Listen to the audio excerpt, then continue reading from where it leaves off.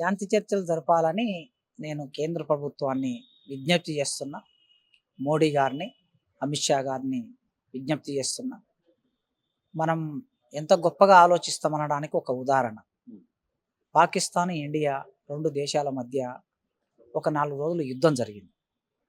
ఈ 4 రోజులు యుద్ధం జరిగిన తర్వాత పాకిస్తాన్లో చాలామంది అమాయకులు, ఇండియాలో చాలామంది అమాయకులు, ఆస్తి నష్టం, ప్రాణ నష్టం జరుగుతుందనే ఉద్దేశంతో చాలా ఉదారంగా గొప్పగా ఆలోచించి మన ప్రధానమంత్రి గారు కాల్పుల విరమణ ప్రకటించారు. చాలా గొప్ప విషయం ఇది. పాకిస్తాన్తో జరిగే యుద్ధంలోనే, శత్రు దేశంతో జరిగే యుద్ధంలోనే కాల్పుల విరమణ ప్రకటించారు కదా. అంత గొప్ప మనసు ఉన్నది. ఆ సందర్భంలో వారు ఏమన్నారంటే, భారతదేశము బుద్ధుడు నడయాడిన నేల ఇది, ఇక్కడ శాంతి వికసించాలి, అహింస ఉండాలి, మేము ఆ విధంగా ఆలోచించి కాల్పుల విరమణ ప్రకటించామని అన్నారు. ఇంత గొప్పగా ఆలోచించిన మోడీ గారు ఇప్పుడు మావోయిస్టులతో కూడా కాల్పుల విరమణ ప్రకటించాలని నేను విజ్ఞప్తి చేస్తాను. అంటే రాజ్యాంగ హోదా పదవిలో ఉండి కూడా, ఒక కేంద్ర మంత్రిగా ఉండి కూడా, పలానా డేటు పలానా టైం వరకు నక్సలైట్లు లేకుండా చేస్తామనేది రాజ్యాంగం నిజంగా ఇలాంటి వాటికి అనుమతిస్తుందా? నాకు తెలిసిన జ్ఞానం ప్రకారం భారత రాజ్యాంగంలో ఏ మనిషి అయినా సరే ఇంకో మనిషిని, మనందరికీ కామన్గా ఆలోచిస్తే, నిన్ను నేను చంపేస్తా అని ఎప్పుడైనా నేను నిన్న అన్నాను అనుకోండి, వెంటనే చట్టం ప్రకారం నేరం అవుతుంది. అది థ్రెటన్ చేయటం అని కేసు పెడతారు, సెక్షన్ ఉంది దానికి. కనుక దేశంలో ఒక సామాన్య పౌరుడు ఇంకొక సామాన్య పౌరుడిని అట్లా అన్నా కూడా నేరం అవుతుంది. కనుక ఒక దేశ మంత్రిగా ఉండి మొత్తం భారతదేశాన్ని నడిపించవలసిన స్థానంలో ఉండి ఫలానా వాళ్ళను ఫలానా టైంలోగా మేము హతం చేస్తాం, ఫినిష్ చేస్తాం అనే ప్రయోగం అనేది సరైంది కాదు అనేది దేశంలో చాలా మంది భావిస్తున్నారు. నేను కూడా కోరుకుంటున్నాను. బీజేపీ నాయకులు ఏం చెప్తున్నారంటే, ఆపరేషన్ కగార్ అనేది అంటే ఆదివాసులను చంపట్లేదు, సో ఆదివాసులను డెవలప్మెంట్ కాకుండా నక్సలైట్లు ఆపుతున్నారు, కాబట్టి అందుకని వారిని ఏరివేయాల్సి వస్తుంది అని కూడా వాళ్ళు చెప్తారు. అందుకోసమే సరిగ్గా సరే ప్రభుత్వం, కేంద్ర ప్రభుత్వం చెప్పేదే నిజం అనుకుందాం కాసేపు. మిజోరం అనే ఒక రాష్ట్రం ఉంది. ఆ రాష్ట్రంలో మిలిటెంట్లు వాళ్ళ హక్కుల కోసం ఏదో సాయుధ పోరాటం చేస్తున్నారు. నాగాలాండ్లో ఒక మిలిటెంట్ గ్రూప్ ఉంది, వాళ్ళు కూడా ఒక 50 ఏళ్ళుగా సాయుధ పోరాటం చేస్తున్నారు. అస్సాంలో ఒక మిలిటెంట్ గ్రూప్ ఉంది, వాళ్ళు కూడా సాయుధ పోరాటం చేస్తున్నారు. ఈ సాయుధ పోరాటం చేస్తున్న ఈ అన్ని గ్రూపులు వాళ్ళు ఆ ప్రాంత అభివృద్ధికి అడ్డంకిగా ఉన్నారు గనక మేము వాళ్ళతో చర్చలు జరుపుతామని పార్లమెంట్లో చర్చలు చేసి వాళ్ళ దగ్గరికి వెళ్ళి చర్చలు జరిపారు కదా. ప్రజల అభివృద్ధికి ఆటంకంగా ఉన్నారు సాయుధ పోరాటం చేస్తున్న వాళ్ళని చర్చలు చేశారు. అదే పద్ధతిలో ఇక్కడ ఆదివాసి, మధ్య భారతంలో ఆదివాసులు నివసిస్తున్న ప్రాంతంలో నక్సలైట్లు వాళ్ళ అభివృద్ధికి ఆటంకంగా ఉన్నారని మీరు అంటున్నారు కదా. వెళ్ళి అదే చర్చలు చేయండి. వాళ్ళతో చేసినట్లే వీళ్ళతో కూడా చర్చలు చేసి వాళ్ళను అడగండి. మీరు ఇప్పుడు మాట్లాడుతున్నారు బయట చాలామంది నక్సలైట్ మావోయిస్టులు ప్రజాస్వామ్యబద్ధంగా బయటికి రావాలి, మావోయిస్టులు ఎన్నికల్లో పాల్గొనాలి, మావోయిస్టులు రాజ్యాంగబద్ధంగా ఉండాలి, మావోయిస్టులు హింసను వీడి అహింసగా ఉండాలని కోరుకుంటారు. ఈ 4 విషయాలు మీరు వాళ్ళని పిలిచి మాట్లాడండి. వాళ్ళు కాల్పుల విరమణ 2 నెలలు అయింది ప్రకటించి, ప్రభుత్వం కూడా కాల్పుల విరమణ ప్రకటించి ఏం మాట్లాడతారు? రెండయ్యా, ఛత్తీస్గఢ్లో కూర్చుందాం, లేకపోతే జార్ఖండ్లో కూర్చుందాం, లేకపోతే ఢిల్లీలో కూర్చుందాం, హైదరాబాద్లో కూర్చుందాం, మీ వైపు నుంచి ఎవరైనా ప్రతినిధులు పంపిస్తారా, లేకపోతే మీరే వస్తారా? మీరే రండి, ఆయుధాలు పక్కన పెట్టి మీరు రండి, మీతో మాట్లాడతామని హోమ్ మినిస్టర్ గారు ఒక మాట మాట్లాడి చర్చలు చేయొచ్చు కదా.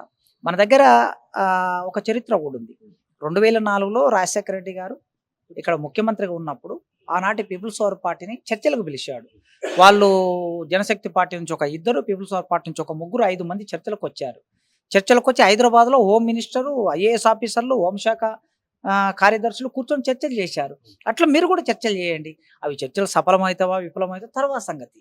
ఫస్ట్ పీస్ టాక్స్కు వెళ్ళాలని నేను మీ అందరి తరఫున విజ్ఞప్తి చేస్తున్నా హోంశాఖ మంత్రి గారు. అంటే గడిచిన 10-15 ఏళ్లలో గ్లోబలైజేషన్, ప్రపంచీకరణ వేగంగా వ్యాప్తి చెందుతుంది. భారత్ కూడా డిజిటల్ భారత్ అవుతుంది, ప్రపంచం కూడా డిజిటల్ మీడియా వైపు డిజిటలైజేషన్ అవుతుంది. అంటే ఇలాంటి నేపథ్యంలో ఇంకా తుపాకీ పట్టుకొని ఎక్కడో మారుమూల గ్రామాల్లో ఉండి, అంటే బ్యాలెట్ వైపు కాకుండా తుపాకీ గుట్టం ద్వారా సమాజ స్థాపన ఇంకా చేయొచ్చని మీరు వాళ్ళకేం చెప్తారు? వాళ్ళు ఇంకా నమ్మి కూడా అడవుల్లో ఉన్నారు కదా. అయితే భారతదేశంలో విశ్వాసాలు కలిగి ఉండే హక్కు అందరికీ ఉంది. ఒకరు పార్లమెంటు ద్వారా సమాజం మారుతుంది అనుకుంటారు, ఒకరు బీఎస్పీ ద్వారా సమాజం మారుతుంది అనుకుంటారు, ఒకరు కాంగ్రెస్ ద్వారా అనుకుంటారు, ఒకరు బీజేపీ ద్వారా అనుకుంటారు. అవి విశ్వాసాలు, నమ్మకాలు. వీళ్ళందరూ పార్లమెంటరీ పద్ధతిలో పోరాటం చేస్తున్నారు. సిపిఐ సిపిఎం పార్టీ కూడా ఉంది, వాళ్ళు ఏం కోరుకుంటారు, జర్మనీకి సంబంధించిన మార్క్స్, రష్యాకి సంబంధించిన లెనిను, వీళ్ళ పోరాటం ద్వారా భారతదేశంలో మార్పు వస్తుందని వాళ్ళు కోరుకుంటారు. మరి వాళ్ళు మన భారతీయులు కాదు, మార్క్స్ లెనిన్ మన భారతీయులు కాదు, అయినా ప్రపంచంలో మార్పు కోసం ఎవరు కోరుకుంటే ఆ సిద్ధాంతాన్ని నమ్ముతున్నారు. ఇది వీళ్ళ విశ్వాసం. అట్లే మావోయిస్టులు ఒక విశ్వాసం కలిగి ఉన్నారు. ఈ మార్క్స్ లెనిన్తో పాటు మావో మన పక్కన చైనాలో మావో అక్కడ సాయుధ పోరాటం చేసి విప్లవాన్ని తీసుకొచ్చారు. ఆ విధంగానే భారతదేశంలో సాయుధ పోరాటం చేస్తే విప్లవం వస్తుందని ఒక విశ్వాసం నమ్ముతున్నారు. ఆ నమ్మటం అనేది అది రుజువు అవుతుందా కాదా అనేది కాలమే నిర్ణయిస్తుంది కొన్నాళ్ళకి. అయితే ఆ నమ్మకం ఉన్న వాళ్ళతో రేపు మీరు అన్నట్లు డిజిటల్ ఇండియాలో ఏఐ వచ్చిన ఈ రోజుల్లో విప్లవం సాధ్యమా అవసరమా అని అంటే, భారతదేశంలో ఇంకా 80 కోట్ల మందికి కేంద్ర ప్రభుత్వమే నిత్యావసర వస్తువులను సప్లై చేస్తుంది. అంటే 80 కోట్ల మంది పేదలు ఉన్నారని అర్థం. 30 కోట్ల మంది ఒక పూట కూడా ఆహారం తినని ప్రజలు ఉన్నారు. మరి ఏఐ వచ్చినప్పుడు ఈ ప్రజలు ఆకలితో ఉన్నారు. కోట్ల మంది నిరుద్యోగులు ఉన్నారు. అంటరానితనం ఉన్నది, అణచివేత ఉన్నది, లంచగొండితనం ఉన్నది, ఆకలితో చస్తూ ఉన్నారు. ఏఐ వచ్చినా, డిజిటల్ వచ్చినా, ఇంకేం వచ్చినా, కంప్యూటర్ వచ్చినా, కంప్యూటర్లు అయితే తినలేం కదా, చిట్ట చివరికి అన్నమే తినాలి. కనుక పండించే రైతు ఢిల్లీకి అతి కొద్ది దూరంలో సంవత్సర కాలం ధర్నా చేశారు, మనం అందరం చూసాం. చలిలో వర్షం వచ్చినా, చలి పెట్టినా, ఎండలు కాసినా కూడా అక్కడే ధర్నా చేశారు. ఏమని ధర్నా చేశారు వాళ్ళు? మాకు మద్దతు ధర ఇవ్వమని ధర్నా చేశారు. కనుక మరి రైతులు కొట్లాడుతున్నారు, ఆదివాసులు కొట్లాడుతున్నారు, కార్మికులు కొట్లాడుతున్నారు. అన్ని సమాజంలో ఎంత టెక్నాలజీ పెరిగినా సమస్యలు ఉన్నాయి. కనుక మొన్న మావోయిస్టులు ఒక లేఖ విడుదల చేశారు. ఆ లేఖలో ఒక వాక్యం ఉంది చివరికి. ఏముందంటే, మీరు మావోయిస్టులను అంతం చేస్తామని అంటున్నారు కదా, మావోయిస్టులను అంతం చేసే బదులు మావోయిస్టులు ఏ సమస్యల మీద పోరాడుతున్నారో ఆ సమస్యలు అంతం చేయండి, మావోయిస్టులు ఉండరు కదా అని అన్నారు. మరి ప్రభుత్వం అదే పని చేస్తే అయిపోతుంది. సింపుల్గా మావోయిస్టులు అనే వాళ్ళే ఉండకుండా పోతారు. 1967లో నక్సల్బరీ మొదలైంది పోరాటం, నక్సలైట్ పోరాటం అక్కడ నుంచి మొదలైంది. అంటే ఇప్పటికి 50 ఏళ్ళు అవుతుంది. 50 ఏళ్ళ సంధి కూడా పోరాటం ఉందంటే వాళ్ళు ఏ సమస్య మీద మొదలయ్యారో ఆ సమస్యలు ఇంకా కొనసాగుతున్నాయనే కదా అర్థం. కనుక సమస్యలు పరిష్కరించమని మనం అందరం కోరుకుందాం. Please subscribe to the channel and download the Politicos app from the links in the description.